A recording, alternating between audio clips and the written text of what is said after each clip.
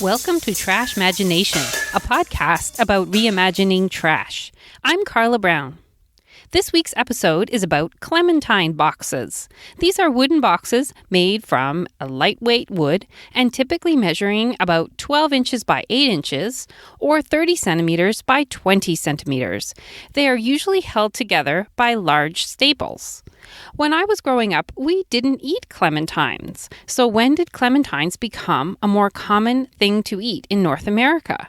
During the 1980s, Florida citrus growers suffered from a series of freezes that damaged their trees and crops. In December 1989, the freeze was especially bad. Many citrus farmers sold their land and gave up growing oranges. That opened up markets for the clementine, which are mostly grown in Europe. Many liked how easy they were to peel and how they were often seedless. They were just the right size for a kid's lunchbox. So why are clementines sold in wooden crates? A clementine exporter named Jules Arnal noticed that people bought more clementines when they were sold in a gift box and tied with a bow. It was a way to differentiate clementines from other citrus fruits. It started as something for Christmas, but soon became something that people purchased year-round. But like all packaging, what are we going to make with it? I just came up with a project idea and I'm so excited it worked. I have a lot of creative reuse ideas all the time, and it's such a thrill when they work out. So first, let me tell you about my project, and then I'll share other ideas that you can view on my Trashmagination Pinterest board for clementine boxes. So my project is a lenticular photo display. I had taken apart maybe 15 clementine boxes, which provided wood in 4 shapes. There were large flat pieces from the bottom of the boxes. There were long skinny pieces from the sides of the boxes, short pieces from the ends, and triangular pieces that hold the box together at the corners. I wanted to find a fun project to use the triangular pieces. I had an idea to glue the triangle pieces to the flat side pieces and paint them in rainbow colors. My plan was to paint the words family or creative reuse on the triangles to make a wooden sign to display on the wall. And I might still do that project. But I was not sure how I would put the letters on the triangles. So I asked my husband for his thoughts. And that's when he told me about the concept of lenticular photos. These are photos that are engineered so that when you look at them from one angle, they show one image. And when you change your angle, it shows a different image. Have you ever heard of that? It is a technique sometimes used in movie posters. We talked about what types of photos might work for this project. To leverage the angle of the triangles, it made sense to use photos that were more vertical than horizontal. At least that was our initial thought. So I found magazine images as well as photos that were printed on photo paper. In terms of subject matter, I needed an image that would make sense so that even if you could only see one slice at a time, your eye could still put it together into a bigger object. And so ideally the photo would be one big object rather than a busy photo. I started with the magazine images, and it didn't work that well. The triangle pieces from the clementine boxes are not perfectly smooth. They have bumps and gouges in them from where the staples held the box together. And when I glued the magazine image onto the triangles, it did not cover all of these imperfections, and it made a bunch of creases. So next I tried it with the printed photographs. The photos I chose showed big flowers, which I thought would be a nice subject matter if I gave this craft to my grandmother for her monthly gift. She is a great gardener and she loves flowers. This worked much better. The photo paper was thicker and it covered the imperfections of the wood. On one side of the triangles, I put a rose photo, and on the other side, I put a crocus photo. I then painted the ends of the triangles dark green and glued them all to one of the end pieces from one of the clementine boxes.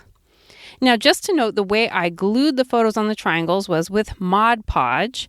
I put a layer of Mod Podge on the wood, then I put the image, and then I also put a layer of Mod Podge over the photos to make the whole project very shiny. Now, this is a great example of how Trashmagination works. I save the materials until I have enough to do something, and then I play with them, and I think of different ideas, and I share that idea with my husband, and then he usually brings in an idea that is totally not related to where I was going, and often his ideas are much more mind-bending. And then I try to implement the ideas, and they fail, and then I try another method, and it works. So I hope that inspires you to try your own creative reuse projects and reach out to people around you for their input as well. I can see many uses for this project.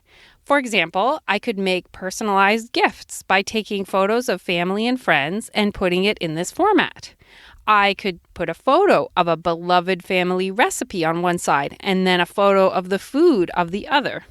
Or I could take a baby photo on one side and put a birth announcement on the other, or wedding photos and invitations. Can you think of other ways to have fun with this lenticular photo display design? It's also a great business card holder. You can put your business cards at one end, propped up against one of the triangles. Maybe you could put it over part of the photo that is not essential to view, or you could add an extra triangle just to hold the business cards. So that was my exciting discovery, and you can see photos of it up on my different social media channels and on my blog. And now I'll share other ideas that I have collected from Trashmagination's Pinterest board for Clementine boxes. The first bunch of ideas are all related to decorating. Here's an idea, which is chalkboard paint place cards. The blog Family Chic showed how to take the triangle shapes and paint them with chalkboard paint, and then they can be used as place cards on a dining room table. The same blog made tiny chalkboard signs by painting the flat pieces of the Clementine boxes with chalkboard paint and then attaching string or ribbon to make little signs. This can be used to put instructions at a potluck table, maybe about ingredients that are within a certain dish, or it can be used as a gift tag on a bottle of wine. A shadow box is a cool idea from Clementine boxes. A shadow box allows you to frame three-dimensional items, and usually they're kind of expensive to purchase new. The blog Pop Sugar made a shadow box by painting a Clementine box with gold paint. They filled it with a magical winter scene made with cotton batting, tiny evergreen trees, and white lights. Another use of Clementine boxes is gift boxes. This is a great way to put together kits for friends or family or teachers. For example, you can put all the ingredients to make a cocktail, or you could put cleaning items for a housewarming gift, or baby items for a baby shower. You could paint the box in a color that matches the gift items, or you can use Mod Podge to decorate the box with scrapbook paper. When people come to visit, you can fill a Clementine box with gift items they might need and store it in the guest room. Another gift idea is to wrap up the triangles from Clementine boxes as kindling for someone who has a fireplace or who likes to go camping. The next ideas are all storage ideas. For crafters, you can use a Clementine box to store your ribbon by adding dowels and hanging the ribbons inside the Clementine box. You could make a scissor storage box by turning a Clementine box upside down and drilling holes big enough to let your scissors slide in. In fact, the bottom of Clementine boxes usually already have holes like this. And this is helpful especially for teachers or scrapbookers who have many shapes of scissors. You can add handles to a Clementine box to make it look more rustic. A blog called Homestead and Gardens gave a Clementine box a big upgrade by adding 2 dowels to each end to make handles, and they also stained the box with a rustic brown stain and called it a cutie crate. One way to upgrade your Clementine box is to cover it with burlap, and you can creatively reuse your burlap rice bags to do the job. I saw a lot of examples of Clementine boxes as shelves. This often involved painting the bottom of the box in bright colors and then putting them up as a collection. You can add a dowel to keep items from falling off the shelves too. Some people like to use these in their bathrooms or laundry rooms. You can make desk organizers from Clementine boxes because they can stack on top of each other. You can take out one side of the box to make a file organizer, or you can stack them and paint a word on the side to show what goes inside the box. They can be used to hold fruits and vegetables which do better outside of the fridge, such as tomatoes, onions, melons, and potatoes. You can also make a greenhouse from a Clementine box. You can grow plants in a Clementine box by lining it with some plastic, or some people add a plastic canopy to make it more like a greenhouse. The rest of my ideas are all toy ideas. So back in episode 34, I talked about making dollhouse furniture from recycled materials, and a Clementine box makes lots of great doll furniture. It makes a doll bed because it fits most dolls. You can sew a little mattress, quilt, and pillow, and the box already looks like a 4-poster bed. You can even add a canopy. I saw a tutorial for making a doll-sized couch from a Clementine box, and you can also make a doll-sized table by turning the Clementine box upside down. You can paint it, or you could cover it with a tablecloth and even make little placemats as a family craft.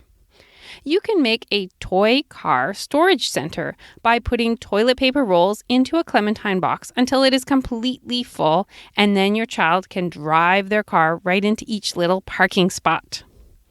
I saw a wonderful color sorting game by a website called Still Playing School.